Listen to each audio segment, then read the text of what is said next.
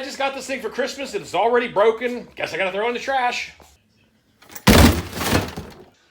Bro, what are you doing? You don't throw it in the trash. You fix the thing, man. Fix it? I didn't know you could fix these things. Bro, I've been throwing all mine in the trash. Of course you can fix them. Why do you think they sell parts for them, dude? Get that thing out of the trash.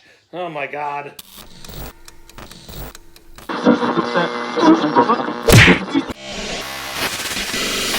What's going on, guys? I hope you're having a great day out there. Today, guys, we're going to do a little shop video here on a lot of you guys maybe just starting out in the hobby and you just bought yourself a Creighton 6S or a Typhon 6S or Italian, whatever it might be. This is going to be kind of more for the Armma line, but a lot of the same stuff goes for a lot of the Traxxas stuff. And, you see lots of guys on here all the time saying, I just got, I got a Creighton 6S and I keep popping dog bones, or I broke this, what's a good upgrade? And we're going to kind of go over a lot of this stuff today. And we're going to do this on the Mojave because it's an overall good candidate for this. I just had this out in the snow, in the rain the other day, and she got nice and wet. Some of the bearings are a little sticky, so we're going to talk about some bearings and a few other miscellaneous little changes and upgrades you can do that are pretty cheap, and will save yourself some headaches down the road. So if you're interested, guys, stay tuned, everybody. All right, so real quickly, we're going to touch base on bodies and people and reinforcing these things. I use Flex Seal tape. I had tried the shoe goo and drywall tape a couple times, and frankly, personally, I hardly noticed any longevity life. I mean, it did help a little bit, don't get me wrong, but I didn't find it personally worth the amount of time and aggravation it is to do that modification. So I slapped some Flex Seal tape in key spots on where they tend to break and come ripping apart, and that has been my fix for helping to reinforce bodies a little bit. Now for one of the biggest questions I see all the time on social media and people asking questions on the Armma pages is their drive shafts keep popping out of the dog bones and it's driving them crazy. Well, one of the easiest ways to help fix this and cut that down a lot is you see your pillow balls here, the metal shiny part, and your upper A-arms and your lower A-arms got the same setup. Now, if I was having a lot of problems with this on the Mojave, now the Mojave doesn't have this problem as much for some reason. However, the Creightons and stuff like that do have this issue on cartwheeling. So what you want to do, this one's pretty muddy. We'll do the demonstration on Mojave, but you'll see on the top and the bottom part of the A-arm, these little plastic washers. And what you want to do is remove those, especially take them out of the top. I usually try to take them out of the top first and seeing if I have the issues anymore. And if it still happens occasionally, then take the bottom one out also and the metal washers that are sometimes on the bottom. Usually after doing that, it'll cut down probably 70% of that ever happening. Because what it does is pulls all of this in and pushes your front drive shafts closer to your dog bones in there, so that doesn't happen as easily. So that's definitely one of the big things. Next thing on any Armma 6S car, this is one of the biggest pieces that fails every 6S Armma that I've ever bought. Within the first bash or two, the first thing that breaks is always this front upper hinge pin block. They're plastic from the stock, unless you get the EXB model. They do come aluminum. This isn't an EXB. This is a regular RTR, regular stock. I do have some EXB parts in here along with a hot racing aluminum diff case in the back. But normally these are plastic, and these are what you really need to change out is this upper block, because these snap very, very easily and will end your day. M2C Racing makes a great aluminum upper block. Highly suggest it. I'll have their link in the description down below and where you can find these. And definitely a must-do upgrade on any of the Armma 6S line, because that little piece will ruin your day real fast. One more piece, we'll talk about the body here, because I hear people complaining about this all the time. How much they hate the Armma body clips with how hard they are to get out. Well, if you want to fix that problem, pop the old clips out of the little rubber retainers and order yourself a set of these. These are the AR 390-165 body retainers. These are for the 10th scale. The clips are a little smaller, a little lighter duty, but they will hold the body on there just as well. I've never had any issues with doing this, and they slide in and out of the body clips 10 times easier. So do yourself a favor and throw these on there if you're struggling with your body clips. Next common piece that breaks all the time, or very easily on the Armma shocks, is your shock eyelet on the bottom down here. And I'm realizing it's very dark. Light is not being my friend today. So down there, you'll see the shock eyelets tend to snap out a lot. You lose your bottom shock and it's gone. Best cure for that is this right here, is the Armma heavy-duty shock rod ends. They come with the ends and new shock spring retainers, and they are the ARA 330-608. These are a lot heavier duty version, and they hold up way, way better. So do yourself a favor for a few dollars, upgrade those, and these will not be ending your day as easily. And another thing, guys, I can't stress enough, if you were just getting into the hobby and taking this thing out, and I know you're excited, you want to get the thing out of the box, take it out there for a rip, and just go in there and have some fun with it. However, take about 20 minutes, get yourself, number one, a good set of tools. I mean, I'm using the MIPs. You want to get yourself a 1.5, a 2, and a 2.5, and a 3 millimeter good hex driver. Because if you don't, and you get some really cheap stuff, you will just end up stripping out your screws and causing yourself many headaches. So suggest yourself getting your good set of tools and going over everything. Yes, out of the box, it should be good to go. It's RTR, right? However, there are, Fridays at the factory, and things are not always gone over properly or tightened down properly. I can't tell you guys how many times I've gotten cars with screws that were barely in there, halfway wound in, screws missing. So kind of check things over real quick. I mean, you don't have to spend all day, but, go over the car real quickly, just go through all your screws on the bottom of the chassis especially, make sure all those things are tight, and then quickly go over top, make sure your motor mount and your motor screws are tight, and all the visual stuff, because you just don't want to go out there, start ripping around in 10 minutes and have screws falling out and pieces falling off. So, I know it should be RTR and you shouldn't have to do this stuff, but unfortunately that's the world we live in, Everything's not always done properly. So do yourself a favor and check over all those things. Now, another big thing to change out, and I would highly suggest this because the motor mount bolts that they use on these motor mounts are the little flat top cap style. They're junk, the monkey metal. They will strip out on you and cause you headaches and problems later on down the road, especially if you over tighten them or put Loctite on them. I highly suggest this modification. And I know lots of people talked about this before, but there's a company on eBay, monsterbolts.com. They're a socket head, and they are a M4 by 0.7 by 20. And put yourself a little washer underneath them, and you will not have the problem. They are a 3 millimeter head, and you will save yourself tons of headaches. You can get a proper tighten. You can properly grab a hold of that thing and tighten it down, and they will not be ripping back out again and stripping off. So definitely change those things out. Save yourself a lot of headaches down the road. One other thing we're going to touch base on, because I see these comments going on all the time, are the A-arms. Everybody's saying, I broke the stock A-arm. What should I put on here? I was thinking about going RPM or aluminum or this or that. Guys, I would highly suggest going and sticking with, depending on what the arm is, sticking with the stock arm or an EXB style arm. The RPMs, yes, they have a lot of flex to them. They've also recently changed their material a little bit, and it doesn't seem to be flexing as much. Now it's snapping. I know that's kind of a mixed review, so I don't want to say that is, 100% on everything, but it has been happening a lot. But anytime I even use the older RPM products on any of the 6S cars, it causes too much overflex. The A-arm flexes too much at that point. Yes, the A-arms aren't breaking.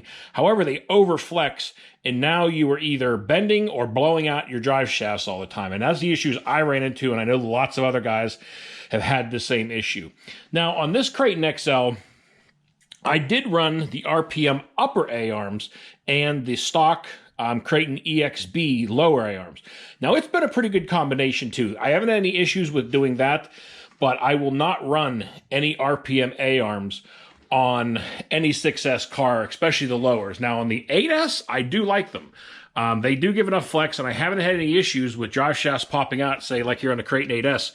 I put the EXB, or the RPMs on this, and they've been working out fabulous on this car. I like them on the 8S cars, not on the 6S cars. The 3S cars, they're not too bad either, but, like they say, everything has its place. Aluminum parts all have their place, and we're going to talk about that next. So let's get into some aluminum parts and where they should be and where they shouldn't be. Now, on any of the 6S cars or 3S cars, guys, unless your car is never going to leave the ground, meaning those tires are not going to be jumping, and you're not going to be doing anything crazy, yes, you could throw some aluminum A-arms on there. For show, if you want it to look shiny, look cool, I get it. However, you're obviously looking at more weight then, which is going to slow the car down also. But on a basher, you never want to put aluminum A-arms on a basher.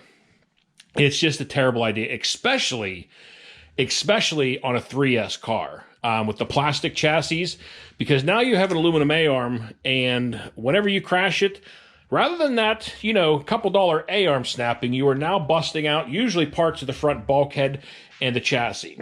Now, you know, everybody can do what they want, obviously. I'm just giving my suggestions on my experience and what I have come to find out. You know, like if you're doing a street car and this thing's just going to be on-road only, you know, aluminum parts and shiny parts on there make you happy, go for it. But if you're going to be bashing the thing and launching it and jumping it and crashing it, highly suggest do not put aluminum A-arms on any of them. Just not a good idea. It's a mixture for a bad time and lots of more expensive parts breaking. Another common part that always breaks, it tends to break, especially depending on the car. Now, the Mojave has got a lot of protection on top, so you don't see it as much. Now, you go to a car like the Typhon 6S, where all your shock posts and everything are exposed. The shock standoffs, the stock ones, snap very easily. As soon as you crash this thing, they shear those things off, and that's the end of it. Now, M2C Racing makes their own shock standoffs with a drill bit. They're a heavier duty shock post. Very hard to break. I mean, I think I've only ever broke one in the last 3 or 4 years. The really great products M2C Racing makes. But if you start shearing those things off or don't want to shear them off, I definitely suggest picking up a set from M2C Racing. They're cheap and they'll save your day and not end your bash as soon. So definitely another great upgrade are the shock standoffs, upgrading those things. And yeah, cheap, easy upgrade and save yourself some headaches. Now, real quickly, we're just going to touch base on washing the cars. You get these things packed filthy with mud. A lot of people are asking how you clean them. Now, some people might not agree with how I clean mine. I mean, I take them up, stand them up on end like this, blast them with the hose, clean everything out of there, spray it down with some sort of cleaner. I usually have some diluted Purple Powers type stuff, spray it down there. I think I do like a 50-50 mix on it. Spray everything down, let it soak for like 5 or 10 minutes, and hose it all off. Now, you don't want to run that stuff fully, you know, it's concentrate because it can tend to eat its stuff. I've honestly never ran into problems with it, but I have been told it can happen, so I dilute it down 50-50 and do that. Now, obviously, spraying all of it down.